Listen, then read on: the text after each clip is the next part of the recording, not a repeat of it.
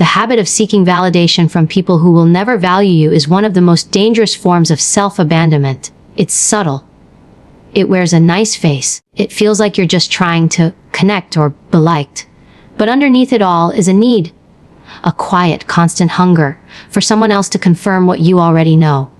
That you matter. That you're enough. That you're seen. The problem is when you build your identity on someone else's response.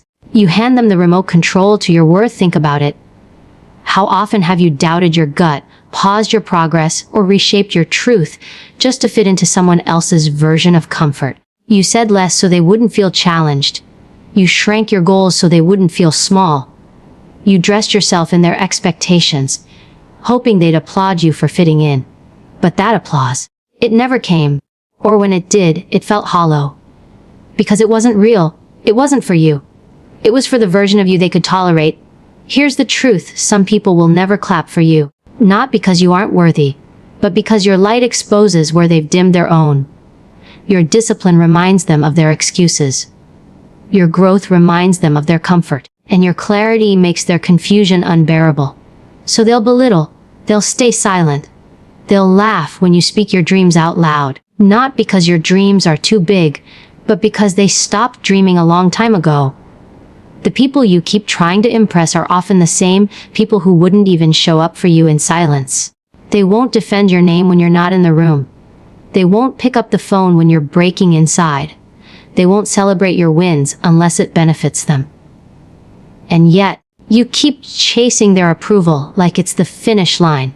But how can someone validate a version of you they don't even take time to understand? When you seek validation from people who are emotionally unavailable, uninterested, or intimidated by your power, what you're really doing is draining yourself. You're feeding an addiction that only leaves you emptier every time you come back.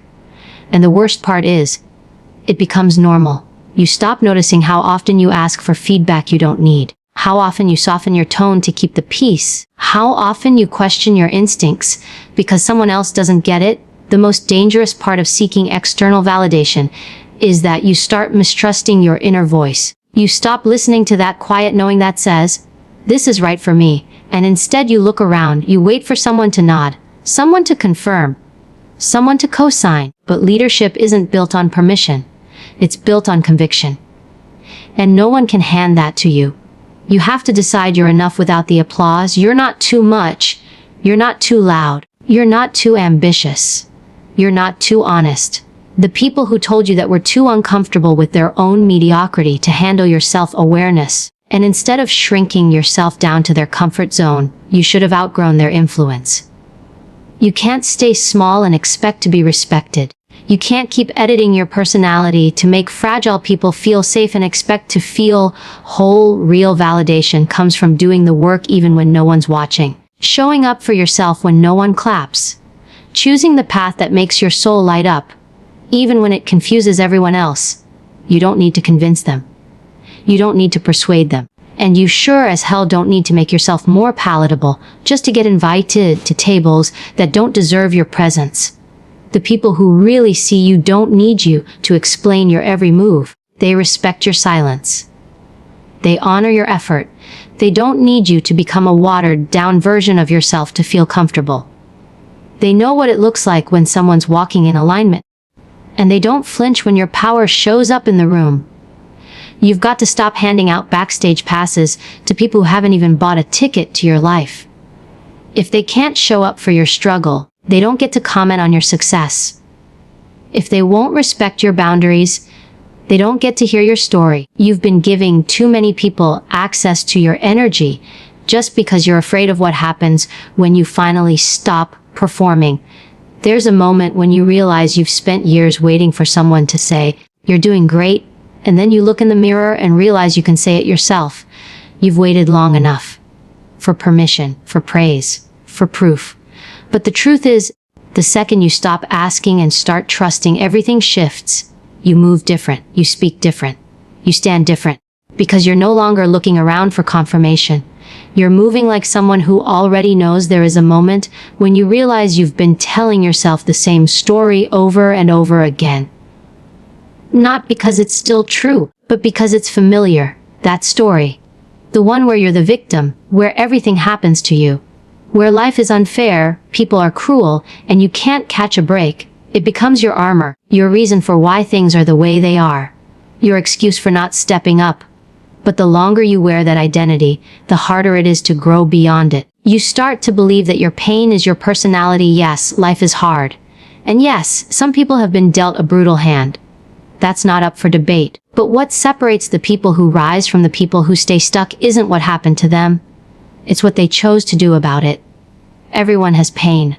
Not everyone chooses power. And when you keep clinging to victimhood, you're choosing to stay exactly where you are. Even if it's destroying you, victimhood feels safe because it removes responsibility. If it's always someone else's fault, your parents, your ex, your boss, the world, then you never have to change. You never have to risk. You never have to own your role in your own life. But the cost of staying in that mindset is enormous. Because while you're waiting for someone to rescue you, life is moving on.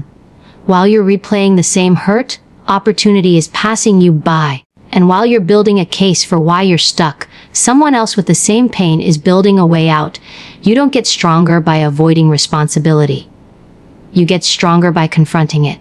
By saying, I didn't choose what happened to me, but I do choose how I respond now. That's not denial. That's ownership. And ownership is power. Because when you own your story, it stops owning you. It stops dictating what you're allowed to have. It stops controlling how you see yourself. And it starts becoming your fuel instead of your prison. You're not powerless. But every time you say things like, it's just how I am, or I can't help it, or they made me feel this way, you hand over your power like it means nothing. You let your emotions be ruled by people who don't even respect you. You let your future be shaped by pain from your past. And you let your identity shrink into something that was never meant to define you. Victimhood robs you of accountability. And without accountability, there is no transformation. If you want to evolve, you've got to tell yourself the truth. Even when it's ugly. Even when it hurts. Even when it forces you to admit that you've been holding on to pain not because you need to, but because it gives you something to blame. But growth doesn't come through blame. It comes through brutal, honest self-reflection. The kind that makes you say, I don't like how I'm showing up, and I'm going to do something about it. That's not weakness. That's courage. The victim mindset will try to convince you that you're being attacked every time someone holds you accountable. That asking you to take responsibility is unfair. But people who love you won't let you stay stuck in your pain. They'll challenge you to step up, and the ones who benefit from your weakness, they'll tell you to stay exactly where you are, to keep complaining, to keep repeating that tired story, because it keeps you small. And small people don't threaten the comfort of others, but your story doesn't have to be your sentence. Whatever happened, whoever hurt you, however far you've fallen, that's not the end. Unless you decide it is, you can stop reliving it. You can stop turning pain into your identity. You can stop using what broke you as your excuse for not rebuilding. No, it's not fair, but it's not permanent. And you are not a victim unless you keep choosing to be. The world doesn't need another person blaming everyone else.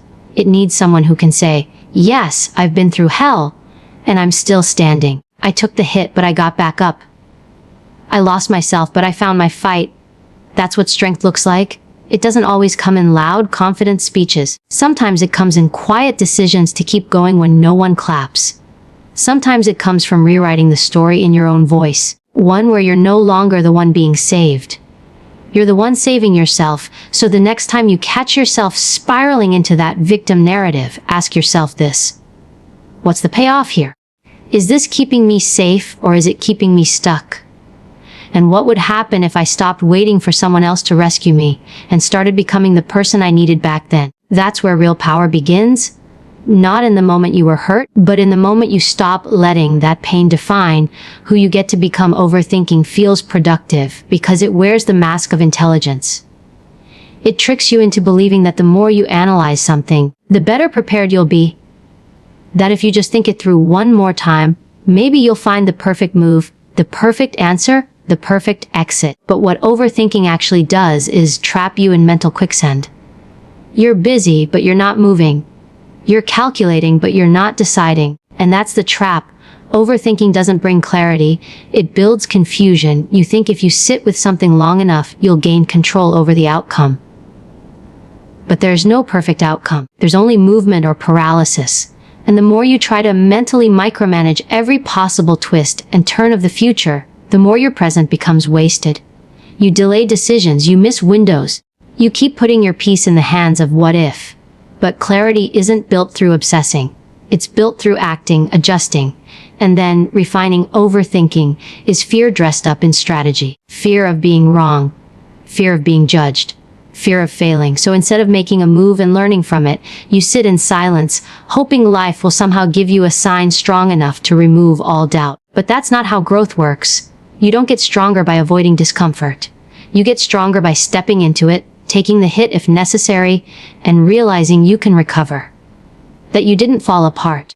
That being imperfect didn't destroy you. Every time you overthink, you're placing your faith in fear. You're letting your brain convince you that safety lives in delay.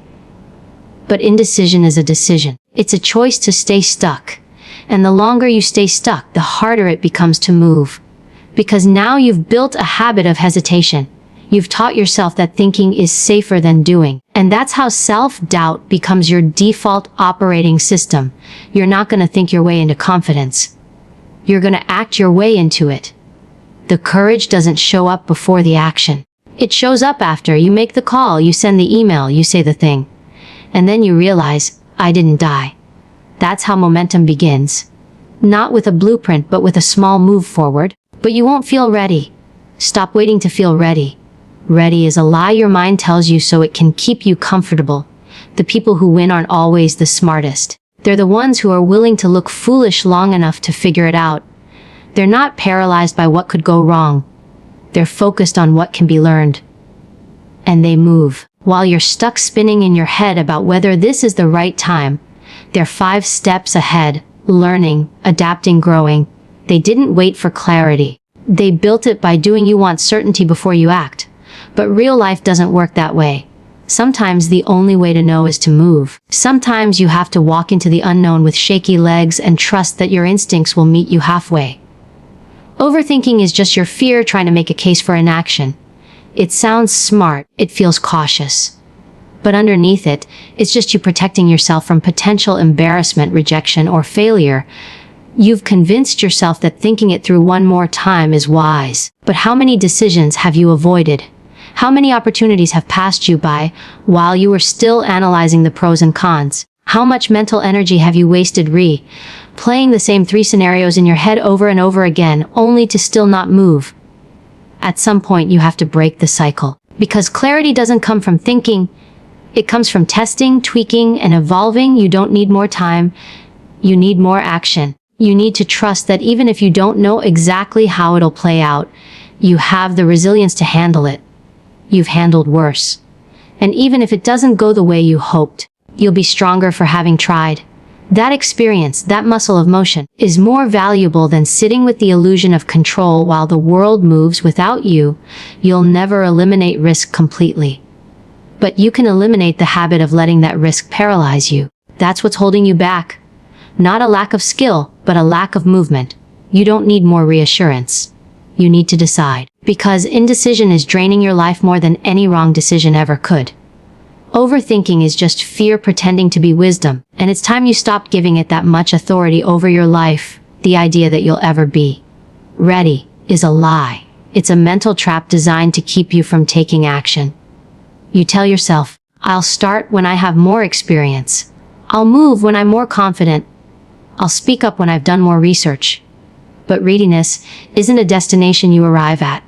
It's not a box you check. It's something you create in motion. The people you see making moves, building success, taking space, they didn't wait until they were ready.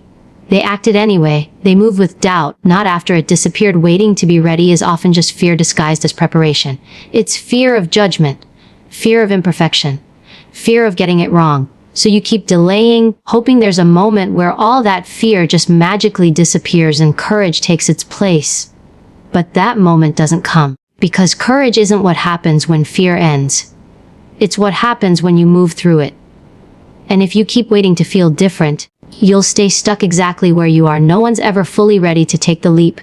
not to start the business, not to leave the toxic relationship, not to speak in front of a room. Readiness is a myth we use to delay the discomfort that comes with growth. But growth doesn't wait for you to feel good about it. It demands that you act anyway. It requires you to show up shaky, unsure, unpolished. And the more you do that, the more you realize that readiness was never the point. Resilience is the people who look ready. Didn't start that way. They started messy. They started awkward. They stumbled through the first version. They got it wrong, corrected it, and did it again. But the difference is, they moved. While others were waiting for the perfect moment, they were building the skill. While others were researching for the 10th time, they were getting feedback from real experience. While others were hesitating, they were learning how to bounce back. Readiness comes from doing. It comes from failing and getting back up. From putting your voice out there and learning how to handle the silence. From taking that first uncomfortable step and realizing you didn't die. You can read every book, take every course, wait for every sign, but none of it matters if you're not willing to take the risk of being seen trying before you feel polished. You're not missing preparation. You're missing permission. You're waiting for someone to say it's okay to start now, that you've earned it, that you qualify. But no one's coming to hand you that permission slip. You have to write it for yourself. You have to decide that you're worthy now, not when you have more likes, more followers, more confidence. Right now, exactly as you are, because the only way to become who you're meant to be is by doing the work before you feel like you deserve the title. You can't think your way into readiness. You can't wait your way into confidence. You build both by doing what makes you uncomfortable again and again until it becomes normal. Every time you act when you don't feel ready, you break a pattern of hesitation. You build a new default, and you prove to yourself that you don't need perfect circumstances to rise. You need movement, consistency, and enough grit to show up before everything makes sense. Let go of the idea that timing has to be perfect. It won't be. Life is messy. You'll never have everything figured out. There will always be more to learn. But the ones who move forward are the ones who decide that progress matters more than perfection. That showing up matters more than having all the answers. That becoming something great isn't about being flawless. It's about being brave enough to begin. If you don't eliminate this mindset, you'll keep finding ways to justify your delay. You'll say it's not the right month, not the right mood, not the right feedback. And you'll convince yourself that staying still is somehow responsible. But deep down, you know what you're doing. You're stalling. You're choosing the comfort of routine over the risk of expansion. And that comfort will cost you more than any mistake ever could. Every minute you spend waiting to feel ready is a minute you could have spent building the strength to keep going. You don't need to be fearless. You don't need to be perfect.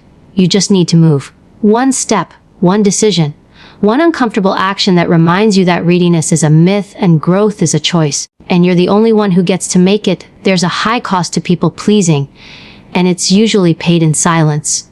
You sacrifice your peace, your standards, your time, all for the sake of keeping others comfortable.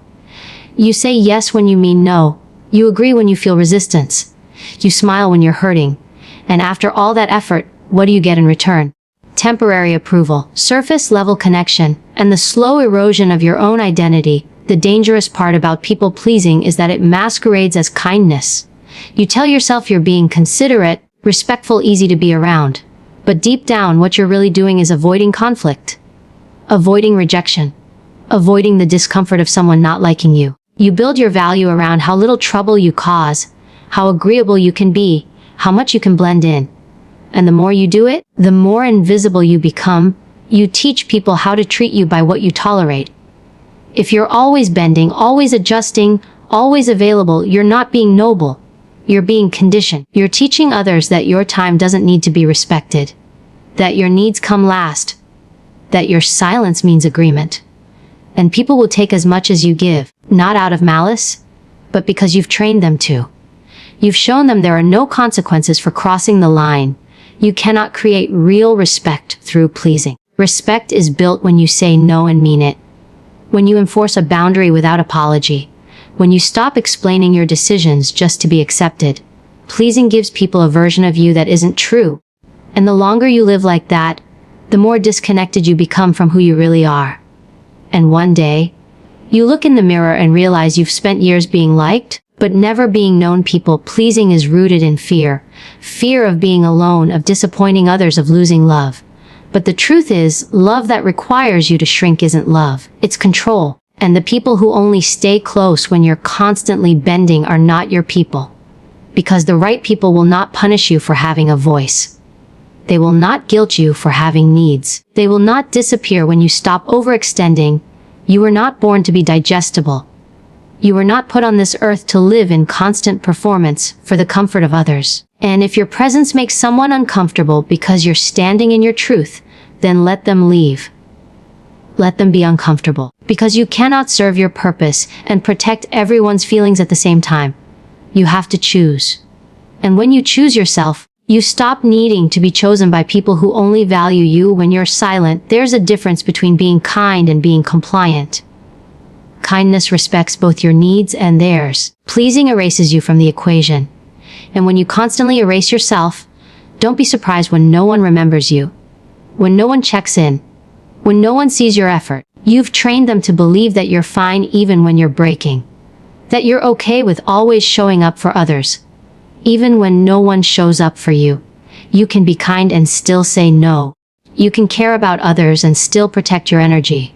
You can be thoughtful without being submissive. Saying no doesn't make you difficult, it makes you clear. And people who are used to your compliance will absolutely push back. They'll call you selfish, cold, changed. Let them. That's not your truth. It's their discomfort with losing the version of you that served their convenience.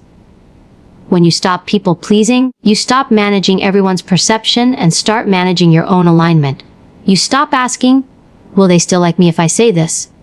And start asking, will I still respect myself if I don't? That's the real shift. You stop performing and start living with intention. And in that space, you begin to attract people who respect you. Not for how much you give, but for how deeply you honor your own limits. You don't need to yell. You don't need to convince. You don't need to over-explain. You just need to stand firm, calm, direct, and if they walk away, let them. Because your peace is not worth the cost of their approval. And every time you choose honesty over appeasement, you reclaim your voice. You remind yourself that you were never too much. They were just too attached to the version of you that made them comfortable. Releasing people pleasing isn't about becoming harsh. It's about becoming honest. About recognizing that your needs are just as important as anyone else's. About building relationships that don't require you to be small to feel safe. And most of all, it's about finally giving yourself the permission to take up space without guilt. The fear of being alone is one of the most overlooked cages we put ourselves in. It hides behind relationships, friendships, group chats, weekend plans, and constant scrolling. Because the truth is, most people aren't afraid of solitude.